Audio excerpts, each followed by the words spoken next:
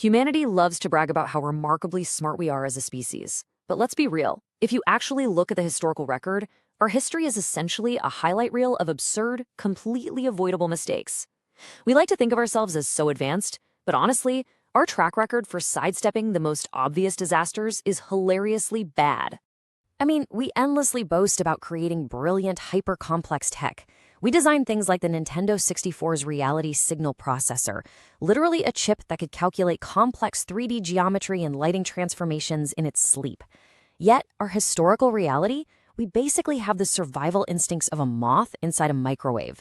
Sure, we've managed to survive a few nuclear close calls, but we're still remarkably good at accidentally deleting entire cities just through sheer clumsiness.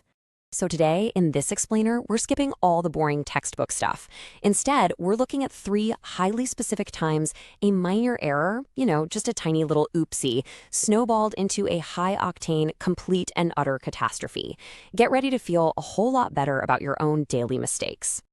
Let's kick things off with disaster number 1, the Halifax Fender Bender, or as I like to call it, the slowest boat boop in history. Okay, picture this.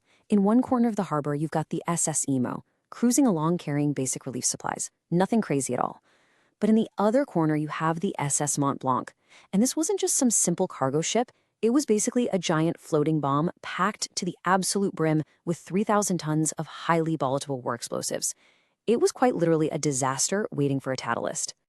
Now, thanks to some baffling shipping channel road rage, on December 6, 1917, these 2 massive ships ended up bumping into each other. But here's the kicker. They collided at the blistering speed of exactly 1 mile per hour. Just a little top. The damage from the impact was momentarily minimal, but as the ships slowly drifted apart, that sluggish metal-on-metal friction threw off some sparks. And when you know it, those sparks landed right in a puddle of highly flammable leaked benzol fuel right on the deck. The crew of the Mont Blanc knew exactly what was about to happen, so they wisely pulled a Lieutenant Dan, abandoned ship immediately, and rowed for their lives. But the locals? Well, human nature just took over. The local crowd actually ran directly toward the harbor to watch the burning floating bomb, treating it like it was some spectacular daytime fireworks show. Yeah, bad idea. At exactly 9:04 a.m., the Mont Blanc blew its load. Everything within a 1.5-mile radius was instantly exodia obliterated in what became the absolute largest human-made explosion of its time. The blast wave was so incredibly powerful that a localized tsunami ripped ships right out of the water, tossing them around the ruined city like cheap bath toys.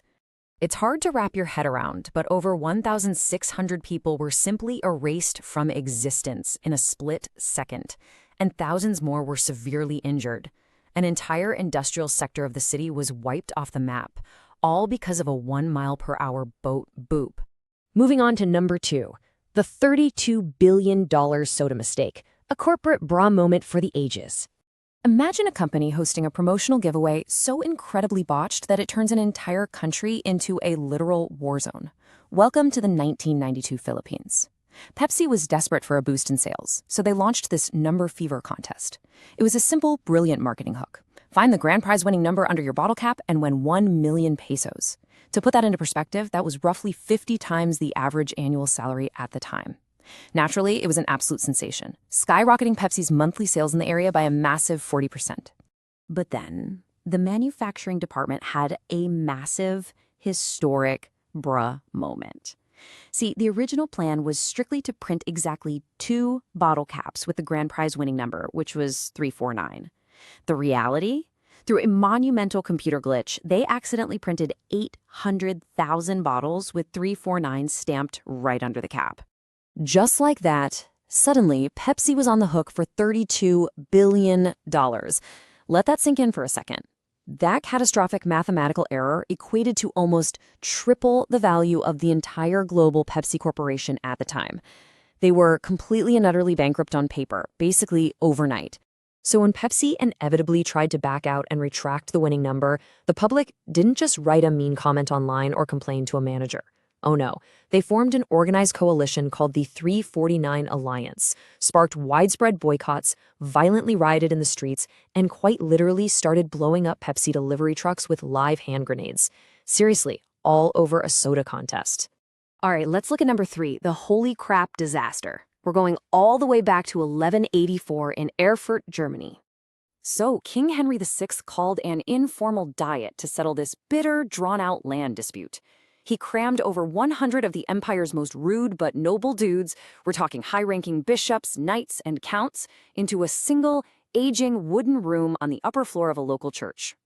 Well, the centuries-old wooden floor looked at all those powerful, heavy-set men in their fancy outfits and simply decided it couldn't handle that much ego. The structure completely gave out, sending literally everyone crashing right through the floorboards and then straight down through the ground floor below that. But the real question is, where exactly did they end up? Brace yourselves. They plunged straight into a cesspit, a massive underground pool of medieval human waste. Just years upon years of fermenting, inescapable butt slop sitting right beneath the foundation of the church, acting as the town's primary sewer. It's absolutely wild, but at least 60 of the most powerful and wealthy men in the Holy Roman Empire met a truly shitty end that day. Many died from the sheer blunt force trauma of the fall, while others tragically suffocated and drowned in the fetid liquid waste. It was a completely ridiculous, highly undignified, yet totally deadly wipeout of medieval VIPs. Which brings us to a slippery conclusion: the Bobby Leach orange peel. Let's wrap up this explainer by looking at how even the absolute greatest human survivors simply cannot escape our inherent clumsiness. In 1911, famous daredevil Bobby Leach survived an absolutely insane, bone-shattering plunge over Niagara Falls in a custom metal barrel. He was a global legend. Yet, jump forward to 1926, the very same Bobby Leach is walking down the street, slips on a dang orange peel, breaks his leg, contracts gangrene, and dies. Literally, you can conquer the most violent forces of nature, and a rogue piece of fruit can still take you out. So the next time you feel stressed about your job or embarrassed by a small, stupid mistake, just remember, you haven't accidentally invoiced your boss for $32 billion in soda prizes, and you haven't caused a 1.5-mile explosion by driving a boat at 1 single mile per hour. If humanity is truly this incredibly clumsy, what historical disaster are you going to accidentally cause today?